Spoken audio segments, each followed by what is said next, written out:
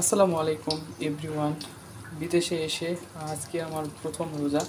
তো দেশে থাকলে অবশ্যই বিভিন্ন ধরনের ফাস্ট ফুড বা দেশে আমাদের ট্র্যাডিশনাল যে খাবার আছে এগুলো দিয়ে ইফতার করতাম, কিন্তু এগুলো এখানে খুঁজে পাওয়া খুবই রেয়ার। তো তারপরে অনেক চিন্তা ভাবনা করে দেখলাম কিছু একটা তৈরি করতে হবে। তখন মার সাথে ফোনে কথা বললাম।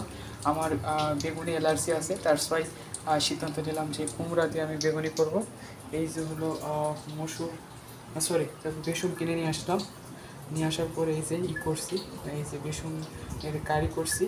তারপরে এরপরে এই যে মিষ্টি কুমড়াগুলো কেটে নিয়েছি। নেওয়ার পরে এই যে মিষ্টি কুমড়াতে বেগুনি তৈরি করতেছি। এই হলো আজকে আমার ইফতারের আইটেম। এই যে এখানে কয়েকটা ভেজে রাখছি।